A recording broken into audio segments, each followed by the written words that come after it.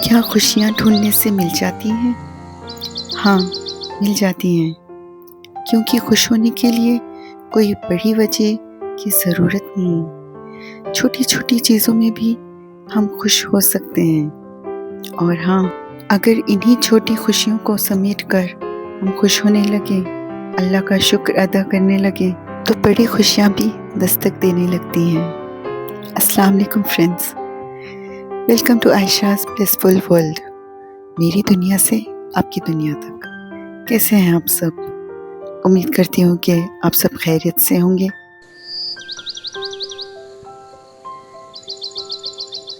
मैं यहाँ पर बच्चों की फरमाइश पर बना रही थी मीठी रोटी।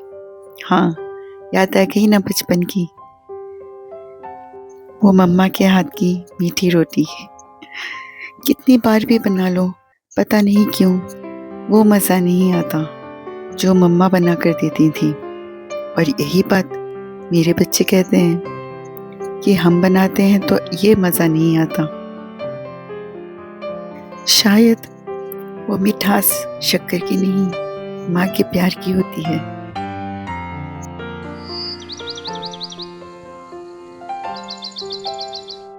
मुझे याद है, मैं भी ऐसी फरमाइश कर कर मीठी रोटी बनवाती थी और वो खुशबू, वाह! और जब मैं बच्चों के लिए बना रही हूँ तो बस वही बातें, वही चीज़ें याद आती जाती हैं।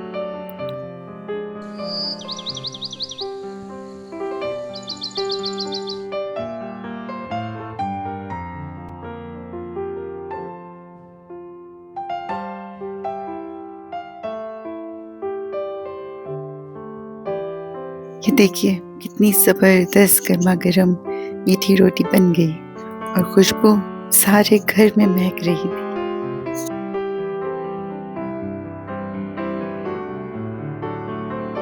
मैं यहाँ पर और एक रोटी बना रही थी। इसमें मैंने डाला था पिसी हुई शक्कर। ग्राइंड कर लिया था, जो नॉर्मल शुगर होती है उसी को ग्राइंड कर लिया था। ये थोड़ी लाइट बनती है, बहुत सटल टेस्ट होता है इसका, बहुत ज़्यादा मीठी नहीं लगती। तो ये बस मैं अपने लिए बना रही थी।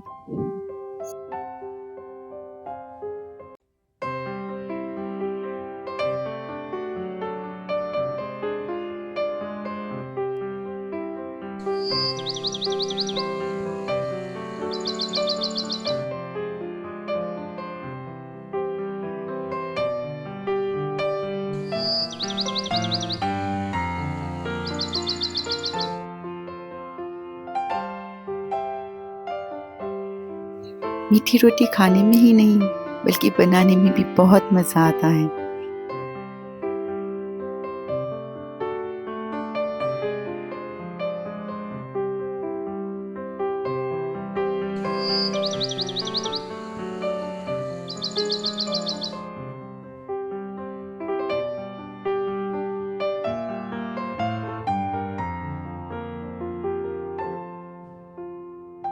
यहाँ पर हम बातें कर रहे थे और रोटी एंजॉय कर रहे थे।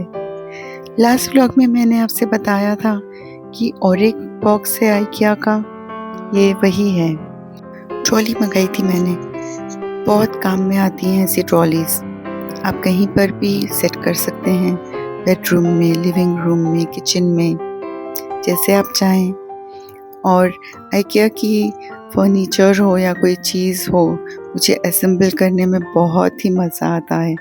मैं बहुत एन्जॉय करती हूँ ये चीज़। और यहाँ पर मैं सारे पार्ट्स निकाल कर चेक कर रही थी और मैनुअल देखकर मैंने असेंबल करना शुरू कर दिया।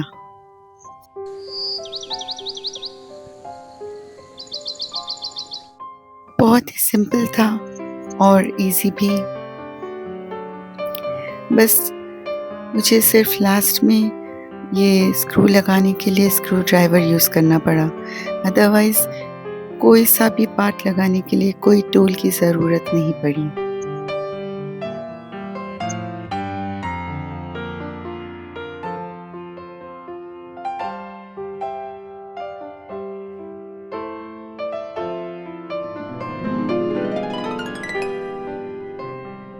मुझे तो ये बहुत पसंद आया। आप लोग को कैसा लगा? कमेंट सेक्शन में ज़रूर बताइए।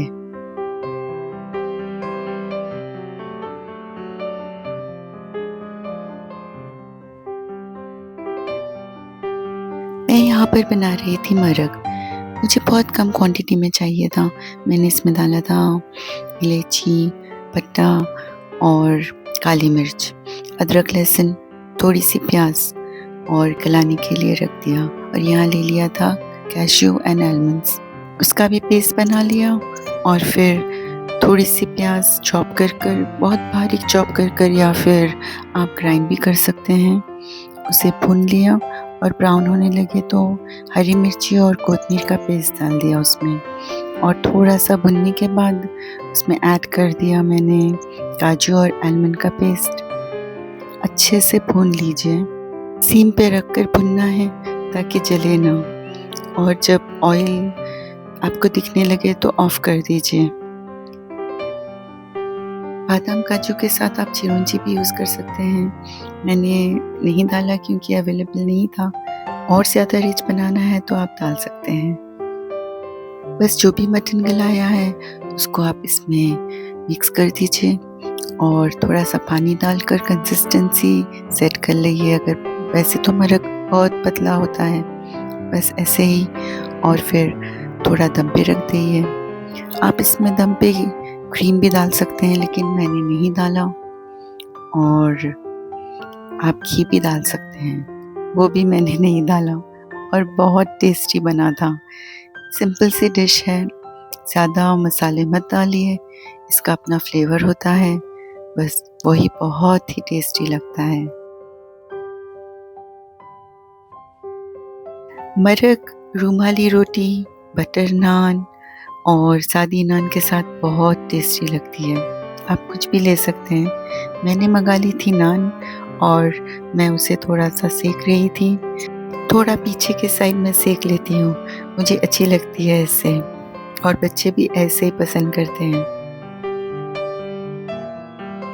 आप पराठे के साथ लच्छा पराठा और बर्तीली रोटी, 2 बर्तीली रोटी होती है ना, उसके साथ भी खा सकते हैं।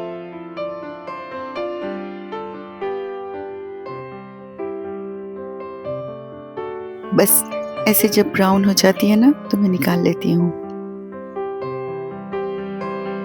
ये वही बोल है जो मैंने IKEA से मंगाया था।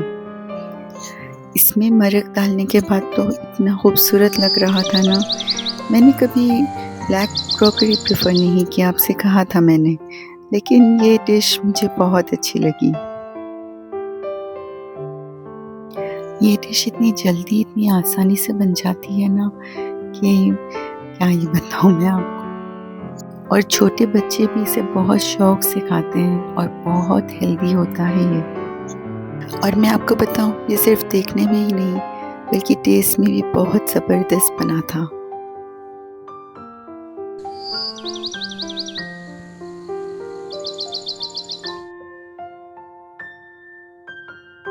चाय का ब्रेक तो ज़रूरी है क्योंकि एनर्जी लो हो जाती है बिना चाय के।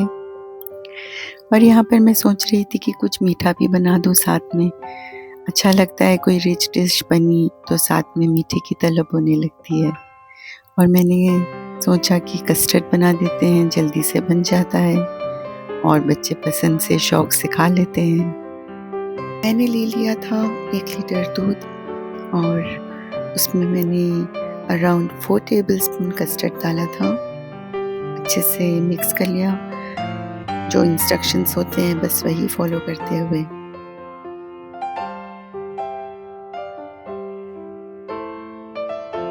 मुझे थोड़ा सा थिक कस्टर्ड बनाना था क्योंकि फ्रूट्स तो डालने नहीं थे, बस कंसिस्टेंसी ऐसी चाहिए थी जैसे जेली होती है, बस वैसे।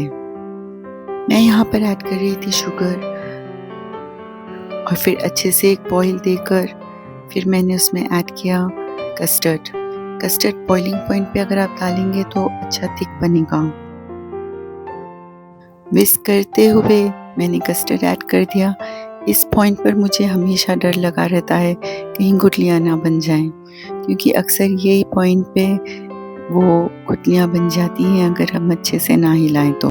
मिक्स करने के बाद मैं ऑलमोस्ट 10 मिनट्स तक इसे अच्छे से हिलाते हुए पका रही थी ताकि मुझे जो कंसिस्टेंसी चाहिए वो आ जाए, और अल्हम्दुलिल्लाह वैसे ही बना था जैसे मैं चाह रही थी।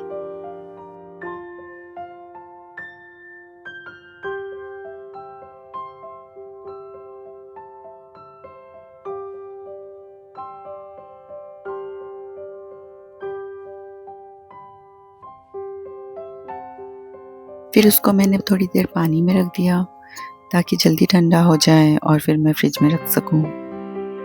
यहाँ मैंने ले लिए थे वनीला मफ़िन्स। थिन स्लाइसेस कर कर मैंने एक लेयर लगा दी। आप इसमें जेली भी डाल सकते हैं, फ्रूट्स डाल सकते हैं, जैसा आपका मन चाहे। बस मैं तो सिंपल बना रही थी तो सिर्फ एक लेयर डाल दी मैंने केक की, और फिर उस पर कस्टर्ड डाल दिया और आलमंड से गार्निश कर दिया। बहुत टेस्टी बनी थी, पुडिंग की तरह लग रही थी।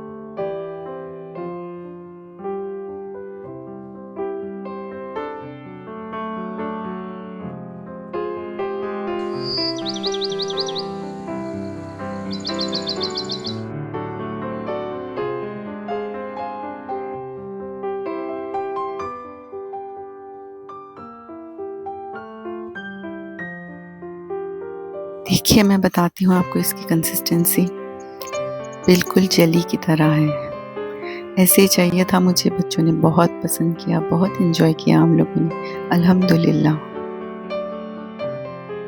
रिसेंटली मैंने मंगाया था आइकिया का टीवी बेंच, वही मैं चेक कर रही थी। अभी मुझे यहाँ पे सारी चीज़ें सेट करनी है और मैं सोच कर रखी थी कि ये जो कैबिनेट है इसमें मैं रखूँगी जानमाज़, क्योंकि ये लिविंग रूम में है। अगर कोई मेहमान आए तो वो आराम से जानमाज़ निकाल कर अगर नमाज का टाइम हो तो पढ़ सकें,